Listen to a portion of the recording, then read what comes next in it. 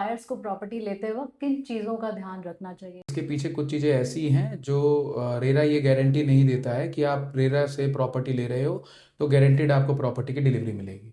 एक बायर को ये नहीं पता कि जो प्रॉपर्टी मैं ले रहा हूँ उसका एक्चुअल स्टेटस क्या है। बिना जाने बस वो रेरा देख के प्रॉपर्टी बुक कर देता है। तो आज के एपिसोड में हम दो टॉपिक्स पर डिस्कशन करने वाले हैं, जिसमें हमारा सबसे पहला टॉपिक रहेगा कि आजकल मार्केट में प्रॉपर्टी किस ट्रेंड से सेल की जा रही है, बायर्स तक प्रॉपर्टी कैसे पहुंचाई जा रही है। और जो हमारा दूसरा मेजर डिस्कशन होगा जिस टॉपिक पर, बायर्स को प्रॉपर्टी लेते वक्त किन चीज़ों का ध्यान रखना चाहिए। जैसा कि आप सब देख रहे हैं, आजकल डेवलपर्स बहुत ज़्यादा अट्रैक्टिव पेमेंट प्लान्स लेके आते हैं, जैसे 2080, 2030, 50 3D लेआउट्स दिखाए जाते हैं, बड़ी बड़ी प्रेजेंटेशंस दिखाई जाती हैं, ग्रीन ब्रोशर्स दिखाए जाते हैं। और देखा जाए तो लास्ट में बोल दिया जाता है कि प्रॉपर्टी रेरा अप्रूव्ड है, और रेरा नंबर देखकर बायर सेटिस्फाई हो जाता है। जबकि रेरा एक इंफॉर्मेशन डिस्क्लोजर है, ये गारंटी नहीं है आपको प्रॉपर्टी मिलेगी या नहीं मिलेगी। तो यश, आप इस पर क्या बोलना चाहेंगे? बिल्कुल ठीक बात है, रेरा कोई गारंटी नहीं है। बेसिकली रेरा एक गवर्नमेंट का डिपार्टमेंट है जो जिसकी परमिशन से बिल्डर ये डिस्क्लेमर देता है कि हम प्रोजेक्ट को इतने दिनों में डिलीवर करेंगे। और प्रोजेक्ट की जो एस्क्रो अकाउंट्स खुलते हैं, जो पेमेंट अकाउंट्स खुलते हैं, वो गवर्नमेंट की सुपरविज़न में खुलते हैं। प्रोजेक्ट्स गवर्नमेंट की सुपरविज़न में ही चलता है from the beginning to and.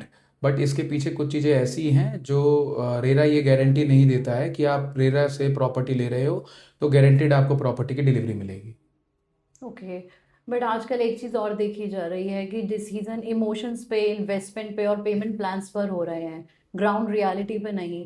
Buyer जिस प्रॉपर्टी में इन्वेस्ट कर रहा है उसको ये पता ही नहीं होता कि लैंड का एक्चुअल स्टेटस क्या है, उसमें जेवी है या डेवलपर का कोई एग्रीमेंट है या ओनरशिप है।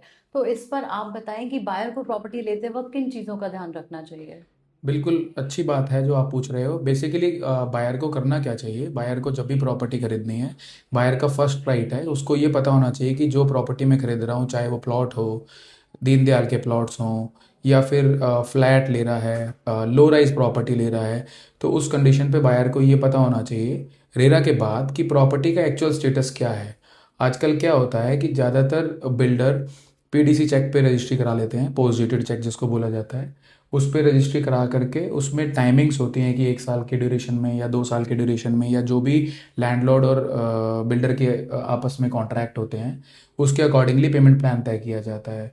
और प्रॉपर्टी का रेरा लेकर के उस पर लाइसेंस ला करके उसको लॉन्च कर दिया जाता है। अब आपको यही नहीं पता, एक बायर को ये नहीं पता कि जो प्रॉपर्टी मैं ले रहा हूँ उसका एक्चुअल स्टेटस क्या है। बिना जाने बस वो रेरा देख के प्रॉपर्टी बुक कर देता है। सेकंड, जो एक जेवी वाला कॉन्सेप्ट है, आजकल बिल्डर लैंडलॉर्ड के साथ जेवी कर लेते हैं। जेवी करने के बाद बेसिकली जेवी के बहुत सारे ऐसे नॉर्म्स हैं, अगर हम उस पर डिस्कस करेंगे तो डिस्कशन बहुत लंबा हो जाएगा। ओके। मोटा मोटा मैं आपको बता देता हूँ, जेवी में बायर के साथ बायर और सेलर का ये कॉन्ट्रैक्ट होता है 40-60, 40% शेयर सेलर का है, लैंडलॉर्ड का है, और 60% बिल्डर का है। इतनी सिक्योरिटी अमाउंट दी हुई है, इतने टाइम में उसको कंप्लीट करना है, ये सब चीज़ें होती हैं। तो एटलीस्ट कम से कम बायर को ये पता होना चाहिए, एक प्रॉपर्टी परचेजर को ये पता होना चाहिए कि मैं ले क्या रहा हूँ और उस प्रॉपर्टी का एक्चुअल स्टेटस क्या है। आजकल लोग रेरा देख के प्रॉपर्टी बुक कर देते हैं, जबकि एक बायर का, एक क्लाइंट का फर्स्ट राइट ये बनता है, वो बिल्डर से डायरेक्टली ये पूछ सकता है, डॉक्यूमेंटेशन मांग सकता है कि जिस लैंड पे आप ये प्रोजेक्ट लेकर आ रहे हो, जिसमें मेरे से आप ईओआई ले रहे हो या मैं रेरा आने के बाद बुकिंग अमाउंट दे रहा हूँ, उस लैंड का एक्चुअल स्टेटस क्या है। बेसिकली क्लाइंट को ये सब चीज़ें ध्यान में रख कर प्रॉपर्टी खरीदनी चाहिए, ना कि रेरा के बिहाफ पे प्रॉपर्टी परचेज करनी चाहिए। ओके, तो नेक्स्ट टाइम आप जब भी कोई प्रॉपर्टी ले रहे हैं तो उसके लिए पहले प्रॉपर वेरिफिकेशन करें, क्योंकि वेरिफिकेशन एक लग्जरी नहीं, आपकी नेसेसिटी है। Thank you so much.